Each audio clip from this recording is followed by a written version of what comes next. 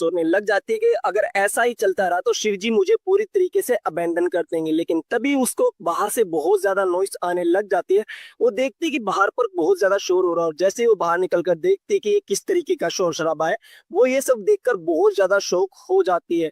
वो देखती है कि वहां पर कैंग जिनोक और उसका ग्रुप यहाँ पर आ चुका है, और सभी लोग उसके ग्रुप को देखकर ही बात करने लग जाते हैं कि कैंग जिनोक और उसका ग्रुप यहाँ पर आ गया, क्या अब कोई उम्मीद है इस जगह को पार करने की। और हम लोग देखते हैं कि सभी लोग उन्हीं के बारे में बात कर रहे होते हैं, और कैंग जिनोक आते ही जैंग युनसुक और मारिया से मिलता है कि हेलो, क्या हाल चाल है। और वो लोग भी बोलते हैं कि हाँ, तुमसे मिलकर बहुत ज्यादा अच्छा लगा हमें। और फिर जिनोक साइड से देखता है और वो बोलता है कि मैंने एक्सपेक्ट नहीं किया था कि मैं तुमसे इतना ज्यादा जल्दी मिलूंगा, निराशा। और ये बात सुनने के बाद मारिया बोलती कि क्या क्या तुम लोग एक दूसरे को जानते हो।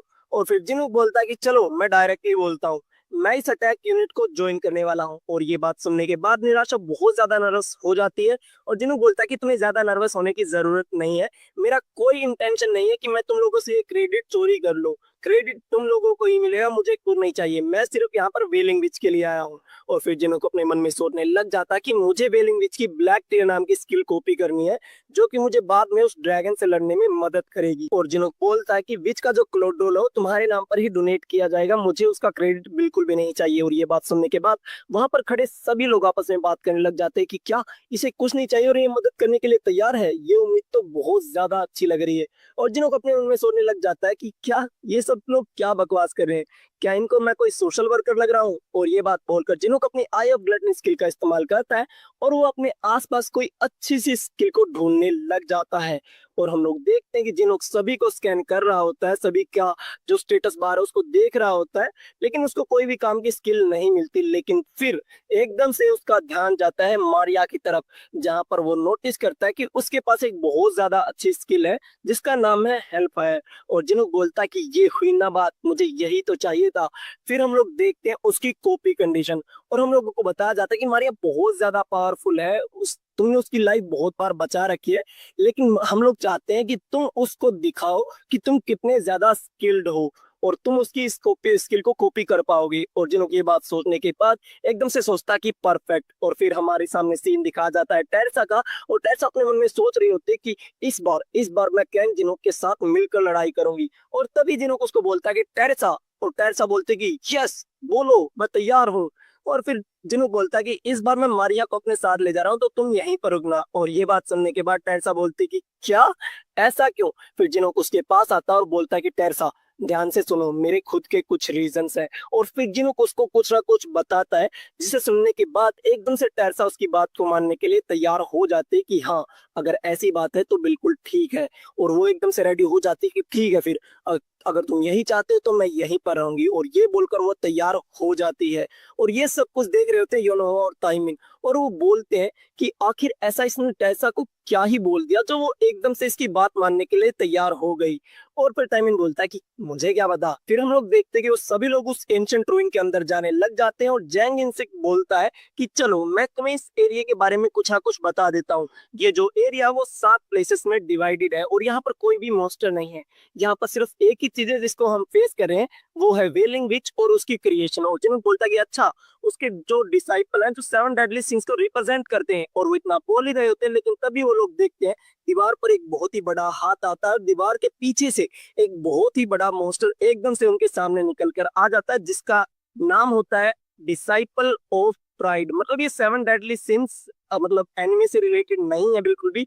ये मॉन्स्टर है जो कि 7 तरीके के होंगे, और उनको हराने के 7 अलग अलग तरीके होंगे। और उसको देखते ही जैंग उनसे अपनी सभी पार्टी को बोलता है कि प्रिपेयर फॉर बैटल, लड़ने के लिए तैयार हो जाओ। लेकिन जिन्हों उसको बोलता है जैंग उनसे, क्यों ना तुम पीछे हट जाओ और इसको मुझे हैंडल करने दो। और हम लोग देखते हैं कि कैंग जिनोक और उसका जो ग्रुप है वो उससे लड़ाई करने के लिए आगे बढ़ने लग जाता है। और हम लोग देखते हैं कि ये सब कुछ होता हुआ देख रही होती है हमारी वेलिंग विच, और वो बोल रही होती है कि ये कमीने इंसान ये मुझे परेशान क्यों कर रहे हैं, ये लोग बस मुझे आराम करने के लिए क्यों नहीं छोड़ देते, ये बस आए ही जा रहे हैं, आखिर ये कब हार मानेंगे।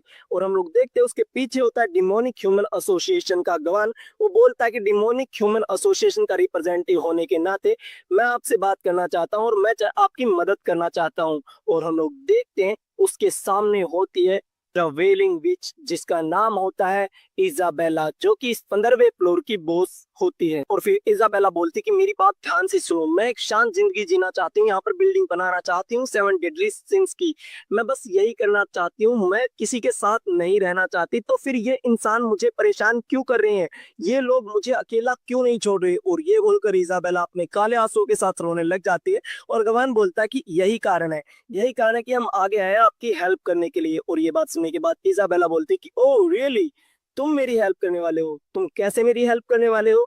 और गवान बोलता है कि हम आपकी बिल्कुल सही से मदद कर देंगे, उसके लिए हमारे पास प्लान है, लेकिन उसके बदले में आपको सिर्फ 7th रूम को खोलना होगा हमारे लिए।